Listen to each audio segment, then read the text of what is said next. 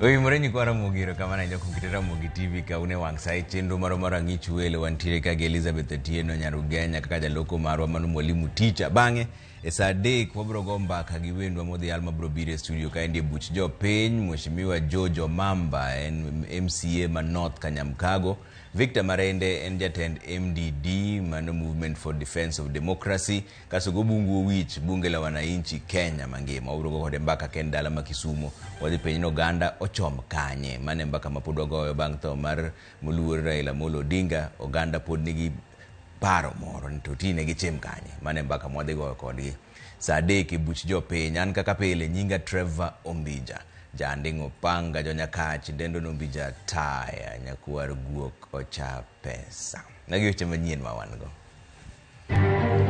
Achijo chiko kamotingo jatatije machon makojole okumba mar thieth mar SHA Robert Ngasira omaki ka itudo gi mibadhi aguluno. Although our schools existing and maybe it has BOM teachers, we cannot send any money to a school where there's no government teacher. And you discipline them. And we will discipline them. It's going to get worse. It's criminal. Od buro keto migao mar somo etago maliet kaluwore gi midhiero mar onge mar pesa ma oromo ne sikunde. Jodito mag sirikal kod jotelo medo chopo mar chunge kar liend Raila Odinga Bondo. Ni waombe wa Tanzania wale ambao bado wako nyumbani wajitokeze, waende wakafanye wakatimize haki yao, wakapige kura. Yiero ma piny Tanzania obedo gi tulo ka ng'anyo makagi kacha bendo bagi.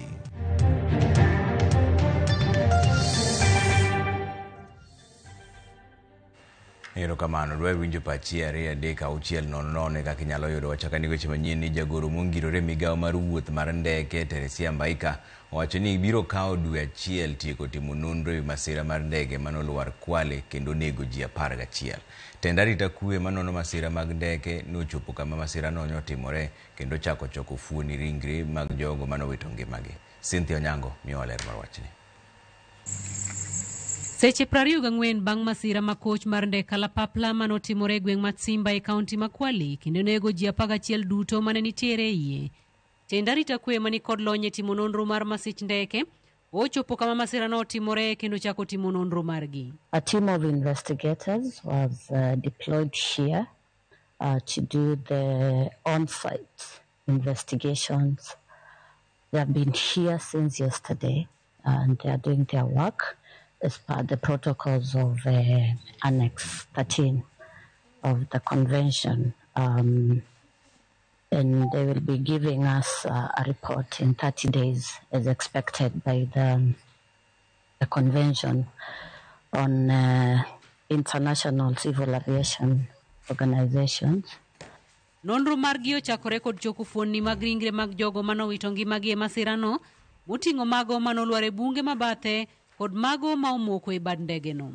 Kaluwore kod jagoro mongirore e bad migao mar wuoth ndeke pacho ka Teresia Mbaika, olero ni kaluwore kod pek mar masirano, oyango ni apisa matimo nonro dhi chuno mondo ti kod tinga makunyo bugni matut mondo kuny kama ndege no olware mar fwenyo kaponi nitiere ringre mamoko madipo kalo iko. Through the administration and the county government of Kwale, an excavator will be here this afternoon to ensure that is done. Olero ni lipot mar nonro mar masich ndege no ibiro gol kendo keta yanga ne jopiny kinde ma osingo ne jopiny Kenya ni lwasi mar piny Kenya ni kare ne wuoth mar ndeke. And we want to give the public the assurance that the government is going to do whatever possible to give these reports in a transparent way to all the parties involved. Oyango bende ni sirikand piny Kenya ni kod tudruok machiegni kod sirikand piny Hungary kod piny Germany kaachiel kod anyuola mar jogo manowito ngimagi e kinde manonro mar masirano dhi nyime. So the Ministry of Foreign Affairs, through the leadership of the Prime Cabinet Secretary and the Department for Foreign Affairs, they communicated to the two governments.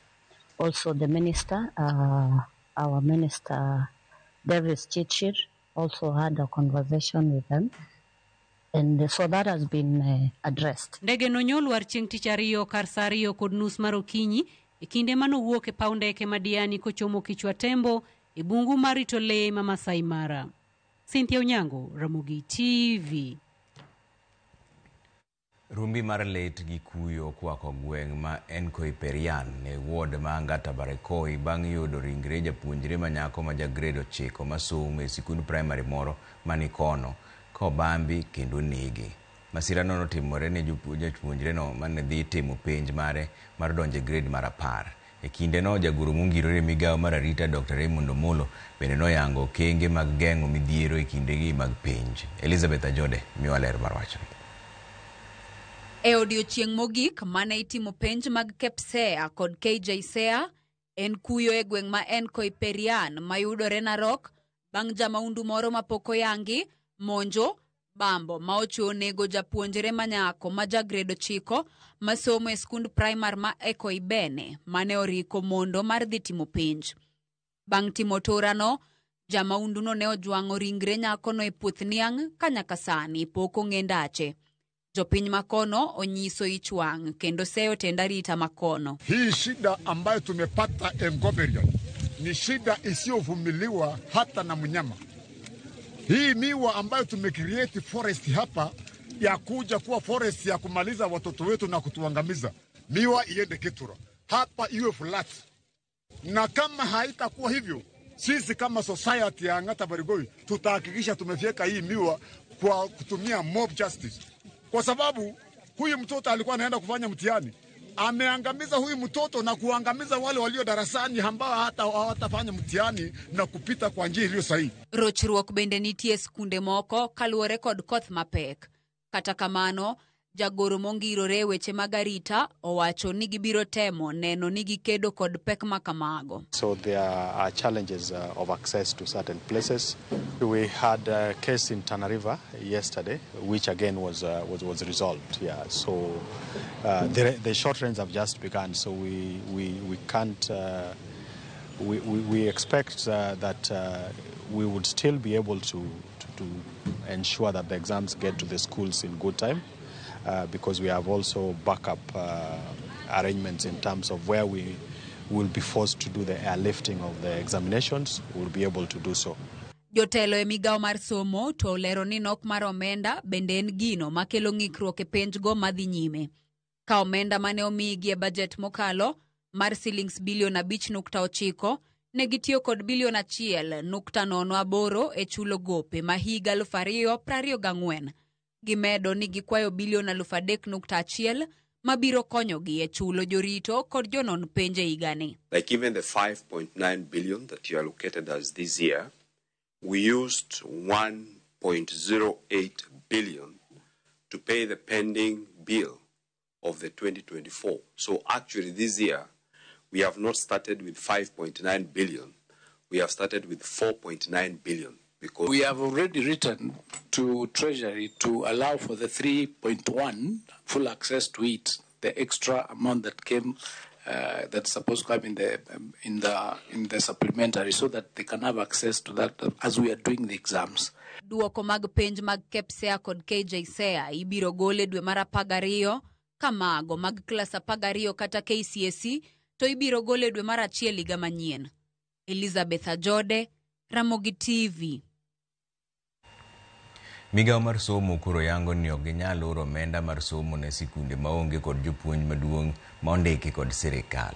E nyim komiti mar somo e od bura, jatend migawo mar somo Migosi Ogamba nokoni giyango mana sikunde 29 kende maonge listigi mar migawo no, kama moko to pok oyudo omenda mar somo to nyaka luw mana chike. Judith Omondi lero wachne. It cannot be that school A has not been verified, and now you are saying you can't sit for exams. They have no other time to sit for that exam. Jumachiel bang' wuok e od bura gi chik mondo mi migawo mar somo oro omenda mar somo ne skunde duto kendo los weche mamoko bang' penj. Ywaruok obedo kendo e okang' mar 2 e nyim komiti mar somo e od bura bang' jatend migawo mar somo gi Lange duogo ma ok ochulo skunde kaka ne ochikgi. Kawuono jo od bura mag komiti ni onyiso ichwang' margi kendo okoni ma e kinde manyaka wuoth oko apisa manindo e tich ma omiyo skunde te ma pacho ka ahinya to mag sekondar mamalo pok oyudo omenda mar somo ok matamni kende to higa achiel mangima. Somebody submit, like this particular school that I'm talking about, the principal was asked to submit some documentation in May. You can imagine May up to date, and somebody has not received that capitation. What is happening? If it is not sleeping on the job, what can we call that one? The staff, the line officers from the ministry doing in the counties and sub-counties, they are the people who should be bringing that data timely. I mean, they should be on toes of everything. Like now, if there is a school which is not complying, it is just a matter of making a phone call and requesting that person in the field to give information. Kaka wuono telo mar migao ni oduogo kod adieri, kata kamano makelo penjo mathoth. Giyango ni ngango ginyalo oro omenda mar somo ne skunde maonge kod jopuonj madongo ma ondik kod piny owacho. The policy of government at the moment is that there must be a principal who is an employee of government for us to send money to a school. Because at the end of it, we are sending public money. And so, although our school is existing, and maybe it has BOM teachers, we cannot send any money to a school where there's no government teacher. Bende gikoni skunde moko okosebedo kaluwo chike mag puodhogi kaka ne ochiki, gino ma omiyo pok omigi omenda mar somo. Sent out the tool, but some people have never submitted the data. So we wanted to wait and find out now that we are finishing. We'll go there to the field and find out. Why have you not released the data? And you discipline them. And we'll discipline them. They are your employees. It's going to get worse. It's criminal. We have 6,041 schools who are below the threshold.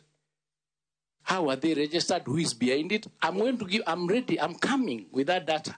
And once we do, there is nowhere to hide. Kaluwore kod migoso gamba, mana skunde 29 maonge register mag migao no, ema giseyango midhiero margi, kendo gisechako chenro mar rwakogi e register. The team here is going to check. I'm told there are 29 schools with that kind of a problem. They've been, because of the process of registration and the things they have to do in order for them to be in the system for capitation and funding. So they'll need to check and find out what is it that is holding that process. Kapenjo maduong' koro to en ni ka skul onge kod japuonj ma ok ondik kod sirikal, kare en tabu mar ng'a? Jopuonjre, jonyuol koso sirikal? Jopuonjre kare sandore wi ng'a manindo e tich? Magi gin penjo ma owinjo migao ni oduok kod duoko mag-gi e nyim komiti ni kapok higa ni orumo. Judith Omondi, Ramogi TV. Ng'anyo mar jotije mbalariany ma pacho kaendi pod oniano kendo giramo ni nyaka sirikal winj ywakgi. E mbalariany ma Maseno mane chung' mar jotije kod jopuonj makanyo maduto ywak ni sirikal odagi kete tim winjruok mane gibedogo mar bero ngimagi. Millicent Adhiambo miyo ler marwachni. E kar tiegruok ma Maseno, ute puonjruok odong' gunda ranyisi makare ni onge somo madhi nyime e alworano. Ng'anyo makama manochakore ndalo 44 mokalo oserocho chenro duto mag somo gima chuno jopuonjre tara gi tara masomo e mbalariany mago mag piny owacho mondo odog pacho. Kawuono tarik 29 dwe mar apar, jopuonj mbalariany ma Maseno kanyakla kod mbalariany mamoko 12 pod onge chenro mag somo ka giramo ni ok gibidok e tich nyaka chieng' moro piny owacho chop kare winjruoge duto mane giketo e kokgi. The strike will continue until we strike the deal. We had 3 things in the CBA, 273 billion. We had arrears from 2017-2029 CBA, and we have the 2025-2029 CBA to be negotiated, signed, registered, and implemented. Jagoro mar riwruog UWASU ma Maseno, Dr. Stephen Onyango, korka kore to seyo piny owacho kuom sewuondo jopiny ewi kwand gowi mekgi magin godo ni $624 kowacho ni omenda hie magibadho piny owacho en $7.9. Kane wachako ng'anyo tarik 17 dwe mokalo, ne gituo ni pesa magin go marwa en $624. Ka gisetimo nonro margi giwegi giyudo ni en $7.9. Koro penjo ni to PS Nyangala gi Ogambani gi kia pogruok mar million gi billion. to wasenyisogi ni en bilion 7.9. Wadwa ni pesa no chul kasto CBA manyien ochak mano nengo chak tiyo mar 7 higani. Wadwa ni mano bende wawinjre mwakete kokwa ma chak chule nikech mano bende gowi kunore chakrude mar 7 mar higani. Ka nyathini ni Maseno ka penje gimotimo ka nikech pok opuonjgi kendo kwa bi puonjogi. Kajakom Kusuma Maseno, Pius Opio, to sundo mbalariany ma Maseno mondo witoko obok kata shokos letters mani ogol makumo moko kuomgi mapodhi nyime gi ng'anyo komiyo gi thuolo mar seche 12 nono to gibiro chiero midhiero magikalo e giwegi kaka jopuonj ma Maseno. And then national strike ma all university junior strike. Koro karwa kaka ng'ato dwa ndiko nwa barua ne so cause letters. Wamiyo gi seche 12 mondo gi withdraw those letters. Kako gi withdraw letters go. We as workers of Maseno are going to revive all internal issues. Demand the promotion they have refused to give us. Demand the BBF policy they have refused to give us. Demand the internal CBA they have refused to give us. Kalore kod migao mar somo. Onge chenro mag somo madhi nyime e mbalariany 12 pachoka moting'o Moi, Pwani, Egerton, Just, JKUAT, Ekin mamoko, e mbalariany ma Kibabi, Eldoret, Masai Mara, Kenyatta, Tuk, Tum, Ekin mamoko, somo dhi mbele, kidam. Kata kamano, e mbalariany 17 to somo dhi nyime kaka pile. Gin kaka Bomet, Tom Mboya, Chuka, Must, Garissa, Kaimosi Friends, Alupe, Mamangina, Ekin mamoko. Jotend kusu kwayo jonyuol mondo orang malongo arita mag nyithindegi e kindegi mapod gin pacho kosiemo ni mapod nie skul keto ngimagi kama tek. Nyithindo kaeri gima gitimo onge janyuol ma nyathine nitie Maseno ka okawo nyathi mondo ter dala onge gima nyathi timo kae nyithindo gina kaeri gibiro mako iye. E sama ng'ikruok makama mar somo pod dhi nyime kwayo mag jotijegi en chudo margi ka jopuonjre to ywago lal magisekaloe nyaka ne yepi to pok yudo puonj moramora. Millicent Adhiambo, Ramogi TV, Maseno, Kisumu County. Manen jatend piny Ghana machon Nana Akufo-Addo noriwore kod jotelo mawuok Imbo mar piny Kenya mane otelnegi gi Musalia Mudavadi kod Francis Atwoli e chope kama nyocha oike ogaye mar ODM Raila Odinga. Kaka Steve Biko leronwa jotelogo noywago Odinga kaka jal manochiwo ngimane ne demokrasia ma pacho ka kendo keto nyime ratich jotije nyaka joma oko mar Kenya. Jumbe adek nyaka ne mane en ogaye mar ODM Raila Odinga wit ngimane liend jatelo no medo yoyo welo nyaka mawuok e pinje maoko. Thank you for the blessings of all the visitors who have visited. Kawuono mane en jatend piny Ghana Nana Akufo-Addo notelne kweth mar welo mawuok oko mar piny Kenya e ywago Odinga. Kindeno jotelo mopogore mawuok Imbo mar Kenya kotelne kod jotend migepe Musalia Mudavadi bende noyuoro mar ywago Odinga. Mudavadi noywago Odinga kaka wuon demokrasia mapacho ka kowacho ni piny Kenya kod Afrika owito thuon kendo wuoyi mar Andiga. We continue to miss and grieve the loss of a statesman, a mentor for many, and somebody whose contribution to the country, the continent, and in other international arena will always be remembered. So, in this difficult moment, we wish to reaffirm our solidarity. Governor Kakamega Fernandes Baraza korka koreno singo ni gibiro rito tend loch gwenge manokel kod Odinga. King is dead, but long live the crown.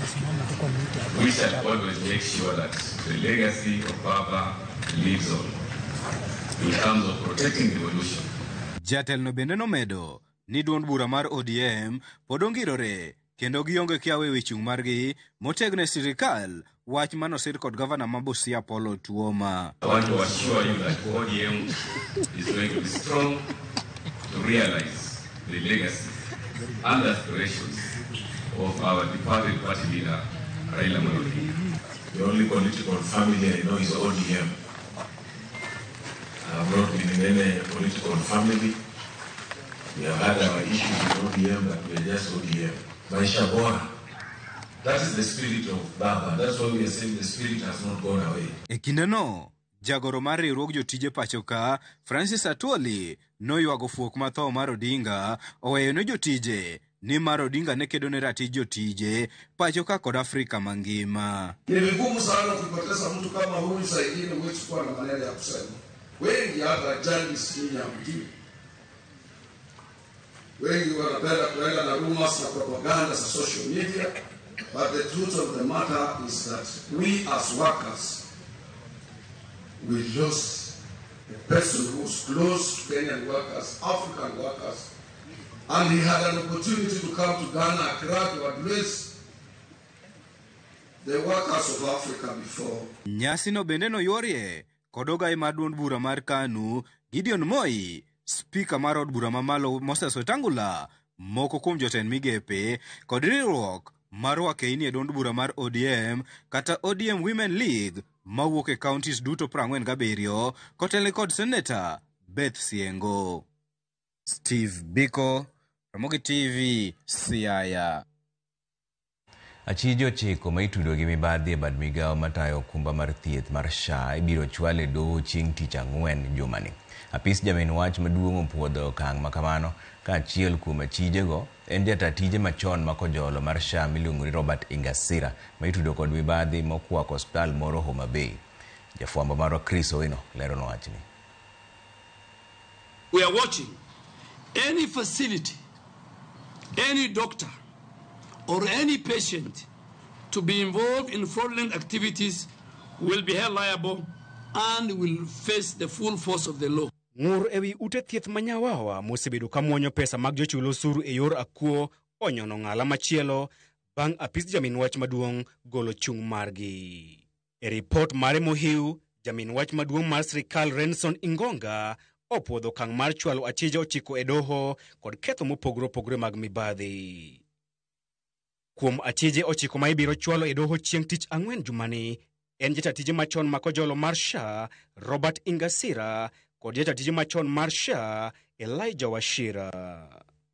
Ingasira kod achije machielo Rosemary Daraja kaachiel kod Peter Abuna odonjne kod ketho mar yudo omenda maromo milion 17.5 kowuok e bad migao mar SHA kokalo e od thieth margi mar Arc Prime Medical Clinic mayudore e kaunti ma Homa Bay. Ketho machielo gin temo mayo sirikal omenda ataro mar chik, kare 317 mar Penal Code, chiwo weche mag miriambo ataro mar chik, bedo gi mwandu mag kuo, tiyo aritha kod omenda, chiwo bok mag miriambo, kaachiel go tiyo marach kod APC. Achije mamoko gin Justus Odhiambo Ouma kod Vera Atieno Otieno, duto ma itudo kod od thieth mar Vebeneza Enterprise Medical Clinic mayudore e boma maduong' ma Nairobi. Achije go donjnegi kod ketho matemo kwalo sirikal, ataro mar chik kare 317, riambo ataro mar chik kare 315, chiwo bok mabandi ataro mar chik kare 353, kaachiel gi tiyo kod mwandu ma oyud e yor akuo. E komachielo, jotelo mag od thieth mar Achonyo East Sub-County Hospital kaka Bill Clinton Ochieng, Cynthia Odhiambo kod Felix Otieno bende ibiro chwalo e doho. Apis Ingonga dhi donjonegi kod ketho mar wacho weche mag miriambo kaachiel gi loso obok mabandia ataro mar chik. Od thieth manyatoto bende oyudore e lot maliet bang' Ingonga donjone Noah Odhiambo Were kod ketho matiyo kod obok mabandia, chiwo weche mag miriambo, temo kwalo pes jopiny kod loso oboke mag miriambo. Chris Owino, Ramogi TV. Kwa kanyo ni moko kuom jopur wache kaunti ma Migori ka otelnegi kod jatend migao machon e piny owacho mar kaunti ma Migori Elijah Odhiambo okwayo jatend piny Kenya William Ruto mondo temo chop singo mane giketo kod mosenindo Prime Minister machon Raila Odinga ka bende gipuoye kuom chung' motegno kod mosenindo Raila Odinga e kinde manotuo kod kata bang' wito ngimane. Jotelogo bende okwayo oganda Luo mondo odhi nyime kod bedo e sirikal. Mr. President winjire gi baba ni yawa mano nindo mano tho dalo maandamano wang'eyo ni nitie jomoko ma ok dwar ni gino timre nuwinjo gi Raila, nitie 10 point mane be uwinjo gi Raila idhi timo. Jaduong' Mr. President, follow through mondo gigo otimre. Achiel kuom gi pesa manoningo mi jok manowito jogegi jaduong' Mr. President, kasnwa gino. Raila nyowewa lweti ok wabi wuok. Ng'ama dwa wuok owuoga kende, to wan kaka oganda wabro bedo kodi. Jodalawa, namba 1 kik wae sirikal mowewa. Namba 2, wachunguru gi Ruto nikech ebe wuod dalawa ka wang'iyo chien kocha tiyudo ni joganda gi oganda wanoa kamoro achiel. Koa Migori nyaka Tungwa, Siaya kocha nyaka Kisumu nyaka Kure. Wami uru rais marwa thuolo kendo wasupport mondo ti. Tuwagoni erokamano jaker marwa mar Kenya kuom yie mondo mi iti kod Raila, kendo Raila owewa kwane sirikal, to sirikali emodwa tiye nikech riwruok maru gi Raila omiyo waseneno dongruok mang'eny. Wan gi chiro Migori kaendi, wan gi nderni, wan kod stadium, to wan gi gik madongo mwaseneno e Nyanza, kata mana e Nyanza kata mana e Homa Bay County. Pod wawacho mana wabiro tiyo kodi, pod wabiro chung kodi, wabiro chung kodi nyaka 2027. Bas wadhi yumoro machuoko dog mag daka moko matin kikidhi mabura ahinya to kusoro timaru kaendi Trevor ma William Nyadawa kan mawegu awinjo ni sirikal oketo pesa mar miyo jopuonj mag interns permanent and pensionable job. Wadagi wach no nikech mano ketho human rights East Africa ka mor gi weche manyien erokamano. Nyakwar wuok Ramogi TV nenore maler lakini wan kod late kuom tho mar Jakoma Gwambo ma Collins Jakosoko mar Konyango Rabuor. Erokamano ahinya Collins.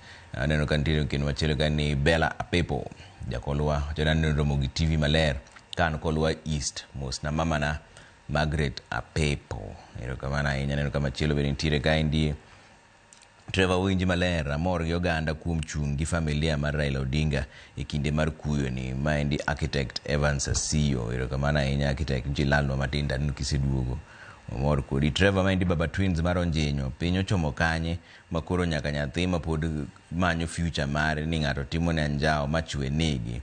Sirikal otim nonro mapiyo mondo nyathi moroch ratiche no oyud ratiche. Erokamano ahinya. Duogo bang' daka moko matin kikidhi mabor ahinya.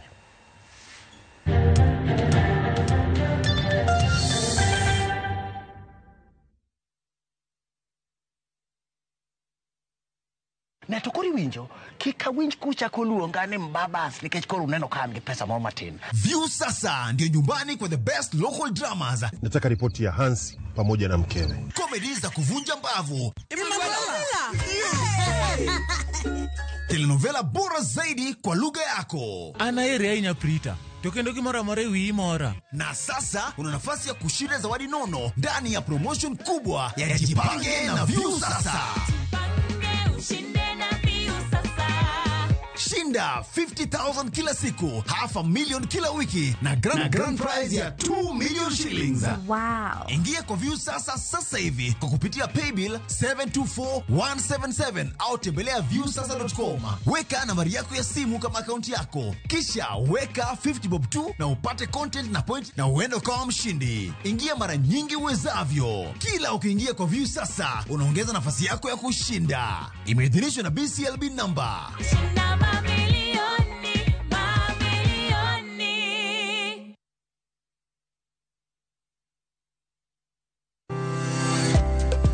Riwri kodwa e penj laktar tich ang'wen tarik 30 dwe mar 10. Chenro sir kod CIC Insurance Group. Dr. Bonke Arunga biro bedo kodwa ka wapuonji ewi polio. Penj laktar kod Ruth Otieno tich ang'wen saa 12 odhiambo. Kik bai.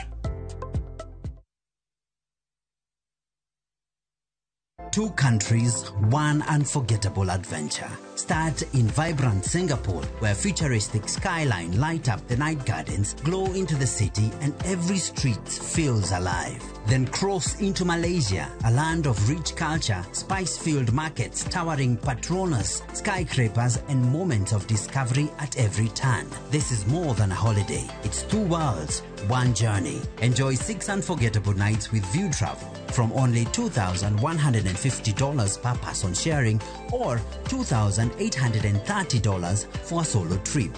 Book today and enjoy the ease of Lipa Pole Pole. Call 0703 254 254 or visit viewtravel.com. View Travel. Dream, explore, discover.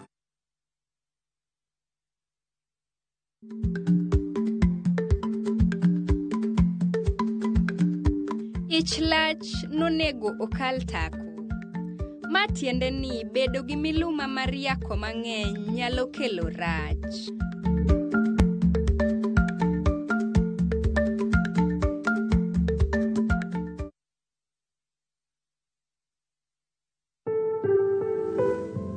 Kansa mar thuno en achiel kuom tuoche mang'eny mokalo pacho ka ji mohewo 7,200 iyudo kod kansa ni higa ka higa, ka ji manyalo romo 4,000 wito ngimagi kokalo kuom kansa ni mar thuno e higa. Kapo nono ni fwenyo lokruok moro amora e thundeni, to tem matek mondo mi ine laktar, nikech kofwenye chon tinyalo thiedhe. Oteni ikelonwa kod Royal Media Services. Royal Media Services, we care.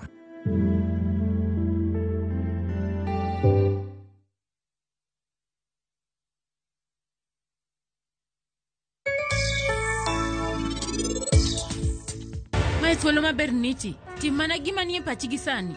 Ipar gweth mag Nyasachi to kod jite malong'o e ngimani. In tim lamo tang'eni bowuok kae kingima.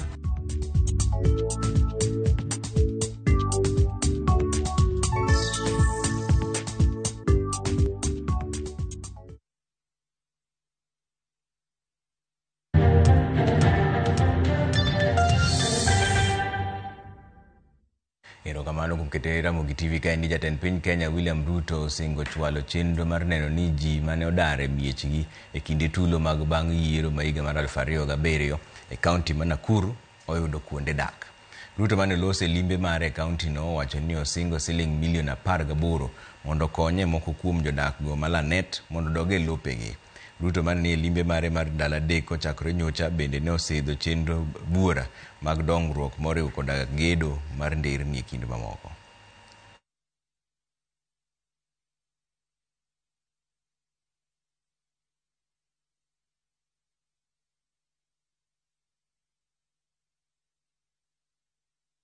Sasa nimeambiwa hapa iko familia 900 ambao wako na mashamba yao kule Donga Farm na Kisima Farm. Kila familia, kwa hawa familia 900, kila familia nitapatia shilingi 20,000 wa kwenda kuanzisha maisha mahali mnaenda. Umetutumia masurveyors kutoka Nairobi kwa ile shida ya Ngate Farm yenye imekuwa na shida na boda ya Narok na Nakuru. Kwa hivyo asanti, na hiyo boundaries ikishafanyiwa pia sisi kwa kaunti zile disputes zingine na mashida tutaweza kutatua. Wakati ni familia more gweng masoko e kar chung'od bura ma Homa Bay Town ywago wuodgi mane otho e masira mar apaya bang' nyamburko mar obila gweye monege machiegni gi senta ma Nyalkini e apaya mawuok Homa Bay kochimo Kindu Bay. Jagono moseyang nyinge kaka James Oguta ne otho e od thieth maduong' ma Homa Bay kama ne oringe kode bang' nyamburko ma bende en mar komanda mar obila e kaunti ma Homa Bay gweye ka en e apiko kochomo Homa Bay Town. E kinde masirano japiko mane oting'o jagono bende ne otur marach mokalo kendo koro odhi nyime gi yudo thieth e kar od thieth ma Homa Bay ka ngimane to ni kinda kuro Gasumbi. Ene wudo moa uwuok kadhi menyo kaka uwuok apile. To dakika machuok e dho saa achiel ka duoko wayudo ni gari ogweye dala. Warengo wadhi kanyo to wayudo ka gari ogweye adier ma oywaye Eastern mabor. Warengo wadhi referral wayudo ka en ng'ama ok nyal. Mogik ma te Yesu koko nyal mosembe kanyo. Ne wawe michari kodugo dala ka. Wan kaka jodala wagombo ni ratich wuogi nikech en ng'ama ogwegi kore to gari oywayo. Wanyalo dwaro mondo sirikal okonywa kang'iyonwa ratiro mar gima notimore mondo wang'e reality gima notimore kata ka gin ema ngi joma makosa kata kaka polis ne man ja makosa. Polise mano achien ne achien to gin mbele. Koro kan gin mbele to mtok polisi ni emodhi oteka gi kagi ringo mogweyo gi chien. Koro kose gweyo gi mtok polisi ni bende koro chung. Embe koro ywak no okia gima notimore ne. Ni joge mano otimo ang'owa emano okross yo. Ng'anyo nokwako yiero mar piny Tanzania kendo kelo kethruok mar mwandu ma gikone sirikal oketo kum matamo oganda wuotho oko chakre saa 12 odhiambo ma kawuono. Ng'anyo ma kamago kwedo kit telo mar pinyno kod kaka obagi yiero ma wang' ni jatend pinyno Samia Suluhu ineno ka gima noketo ohinga ne jogo ma yande laro kode kom. Eric Ounda miwalera. Ne en odiochieng' ma oketi tenge ne yiero e pinyno mar Tanzania, makmana ni ombulu ma wang'ni obedo ma opogore kaluwore gi ng'ur ma gikone onyuolo ng'anyo e pinyno. Tupigwe risasi na wakati tunaandamana maandamano ya haki?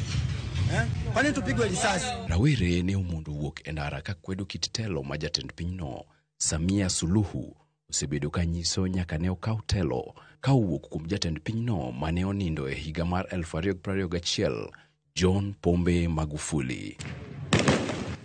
Mae timore e kinde ma Suluhu to ne omondo okinyi ma ogoyo ombulu kendo kwayo jopiny mondo oket kwe kendo go ombulu kaka ratiro margi. Nataka niseme kwamba nami tayari nimeshakamilisha zoezi hili na niwaombe wa Tanzania wale ambao bado wako nyumbani wajitokeze, waende wakafanye wakatimize haki yao, wakapige kura, chagua viongozi wanaowataka. But a majority of Tanzanians do not see it as such.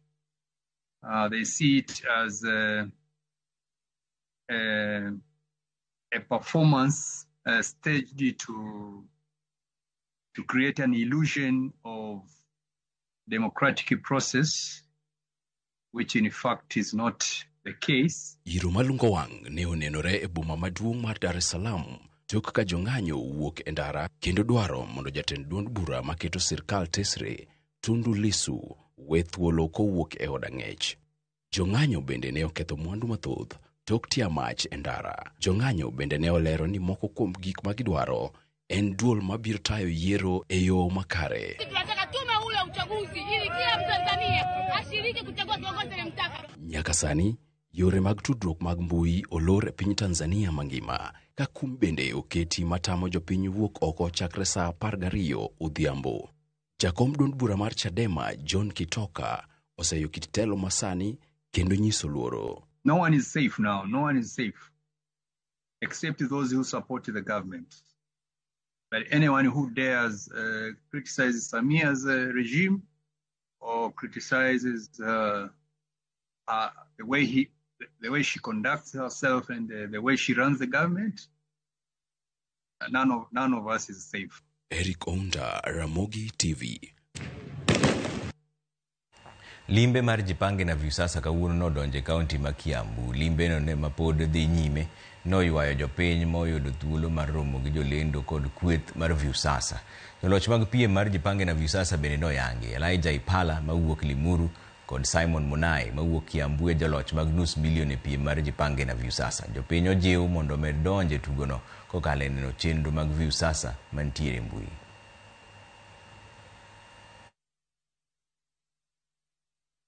Tulipoanza hadi leo tumepeana takriban milioni 3. Tumebakisha milioni zingine kama 8 hivi za kupeana. Watazamaji wetu waendelee kutazama vipindi vyetu kwenye Viusasa, waende wa subscribe kwa paybill yetu ya Viusasa ya 724177 kisha waeke 50 shillings ama 99 shillings ndio waweze kusubscribe. Tunawatafuta kwa ubaya. Are you a content creator? Kama wewe ni mtu mwenye digital space is your area, tutakuja baka penye huko. Sisi kwa najua wakulima wanaweza jitokeza hivyo, wanasema ni hapo na bado wanaendelea. Na swadi yumoro machuoko do bang nakamatenda no kupodo tema kupod medo biro ka endi makamu wacho ni mos na PS Raymond Omolo wase confirm ni useketo security mar page very tight.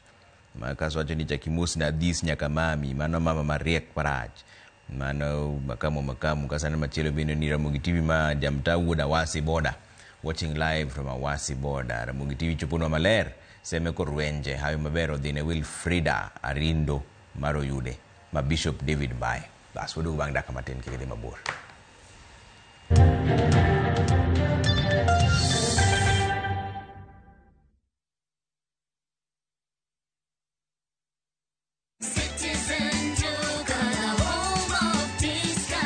No queues, no heavy bags, no stress. Just shop on citizenduka.com and get everything delivered at your door. We deliver across Nairobi, Kiambu, Thika Road, and beyond. Shop now on www.citizenduka.com or on the View Sasa app.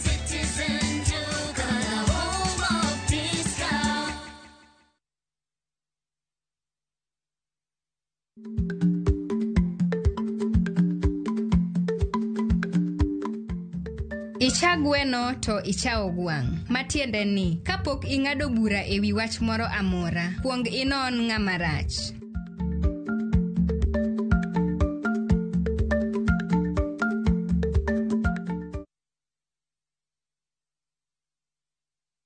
Dear Lord, thank you for today. Thank you for waking me up. Thank you for your blessings and your grace. Thank you for being with me on the highest mountain and in the lowest valley. Help me to love you more and trust you. Dial *811*380# to get Thank You, Lord. Tired of late rides and shady charges? Itisha Wigo. Now Wigo, you get more than just a ride. Unapata on-time pickups, gari safi na fresh every time. Ride V-Smart, ride V-Safe, now Wigo. Download the app now, ama SMS Wigo to 20425. Wigo, your trusted ride.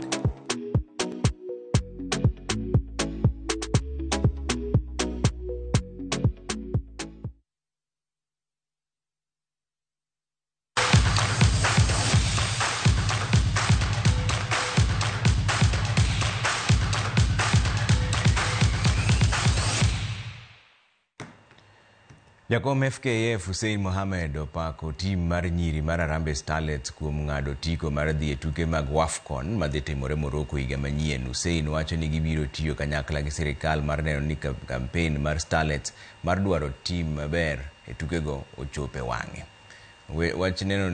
Wachneno nosir kod jalup jakom FKF McDonald Bariga. Starlets nyoloyo Gambia gonde 4-1 koriw tiel 2 mar tuke mag round mar 3.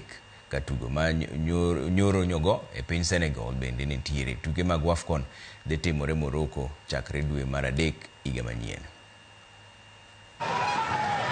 Ni Victor Mune Ochami ndio aache kuibia kule. James Kinyanjui anaichonga ndani.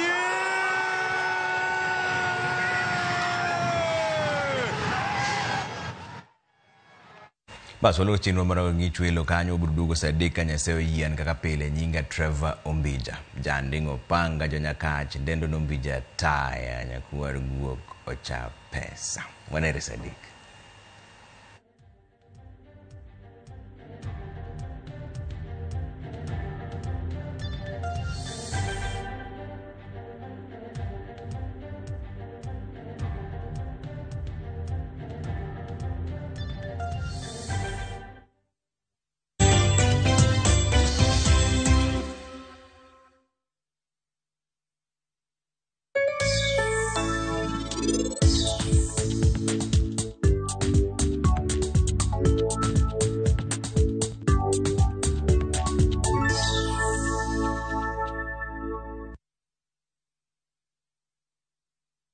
Na tokori winjo kika winj kucha koluongane mbabas nikech koro uneno ka an gi pesa moro matin.